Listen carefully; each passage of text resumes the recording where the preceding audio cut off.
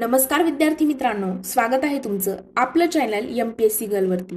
मित्रांनो, आजच्या व्हिडिओमध्ये आपण जे इंडियन पोस्टल डिपार्टमेंट आहे त्याच्या थ्रू काही पदांच्या भरती निघालेल्या आहेत त्याबद्दल संपूर्ण सविस्तररित्या माहिती घेणार आहोत। म्हणजे नक्की किती जागा आहेत, त्यासोबत नक्की पात्रता काय असायला हवी, त्यानंतर सॅलरी किती असेल, एज लिमिट नक्की काय आहे, किती वयोमर्यादा असेल, या सगळ्या गोष्टी आपण आजच्या व्हिडिओमध्ये सविस्तररित्या समजून घेणार आहोत। पण मित्रांनो, त्या अगोदर जर तुम्ही चॅनलवरती पहिल्यांदाच आलेले असाल, पहिल्यांदाच या चॅनलवरचा व्हिडिओ बघत असाल तर चॅनलला सबस्क्राइब करून बेल आयकॉनवर प्रेस करायला विसरू नका, जेणेकरून अशाच नवनवीन अपडेट तुमच्यापर्यंत येत राहतील। अशीच इंटरेस्टिंग जी माहिती आहे, सरकारी नोकरीविषयीच्या काही जाहिराती नवनवीन येतात त्याविषयी संपूर्ण सविस्तररित्या माहिती तुम्हाला आपल्या चॅनलवरती मिळेल। चला तर मित्रांनो, आपण व्हिडिओला सुरुवात करूया। मित्रांनो, जी इंडियन पोस्टल डिपार्टमेंटच्या थ्रू जी भरती होणार आहे त्याबद्दल आता आपण समजून घेऊयात। तर बघा, या ठिकाणी इंडियन पोस्टल डिपार्टमेंटच्या थ्रू GDM, BPM, ABPM हे पद जे आहेत, आता GDM म्हणजे काय तर ग्राम डाक सेवक, आणि ABPM आणि BPM जे आहे ते त्याच्यापेक्षा वरच्या पोस्ट असतात। तर या पदांविषयी भरती जी आहे ती इंडियन पोस्टल डिपार्टमेंटनी काढलेली आहे। मग जागा किती आहेत, तर बघा मित्रांनो, या ठिकाणी जवळजवळ 30,000 प्लस जागा दिलेल्या आहेत। आणि म्हणजे ह्या संपूर्ण भारताच्या जागा आहेत 30,000 प्लस, पण आपल्या महाराष्ट्रामध्ये जवळजवळ 6 ते 7,000 आपल्या वाट्याला येतील। त्यामुळे अर्ज जो आहे तो करायचा आहे। महाराष्ट्रातल्या स्टुडंट जर तुम्ही व्हिडिओ बघत आहात नक्कीच तुम्ही अप्लाय करायचा आहे। मग पुढे आपण इन्फॉर्मेशन घेणार आहोत, जसं अर्ज जो आहे तो ऑनलाईन पद्धतीने अर्ज तुम्हाला या ठिकाणी करायचा आहे। अर्जाची तारीख देखील मी सांगणार आहे। आणि मित्रांनो, वयोमर्यादा जर आपण बघितली तर 1 जानेवारी 2024 पासून तुमचं वय जे आहे ते मोजलं जाणार आहे। ओके, म्हणजे तुमचे 18 वर्ष जे आहे ते 1 जानेवारी 2024 नंतर कंप्लीट झालेले पाहिजे, असा याचा अर्थ होतो।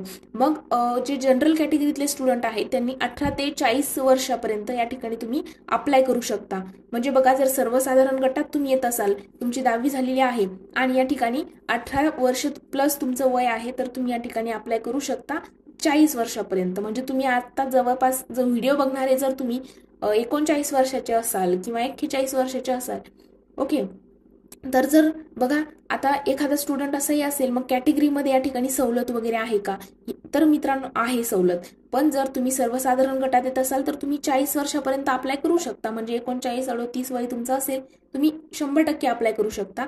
मात्र जर तुम्ही SC आणि ST कॅटेगरीमध्ये येत असाल तर तुम्हाला या ठिकाणी पुन्हा 5 वर्षाची सूट देण्यात आलेली आहे। म्हणजे माझा व्हिडिओ बघणारा जर एखादा कॅन्डिडेट हा 44 वर्षाचा असेल आणि तो SC ST कॅटेगरीमध्ये येत असाल तर 100% तुम्ही या ठिकाणी अप्लाय करू शकता।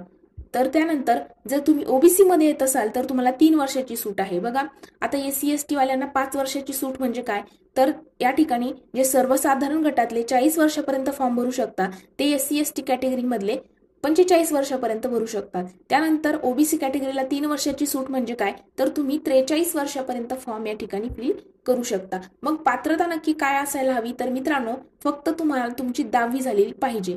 10वी असेल तर तुम्ही या ठिकाणी अप्लाय करू शकता। 10वीला जर तुमचे चांगले गुण असेल तर 100% तुम्ही अप्लाय करू शकता।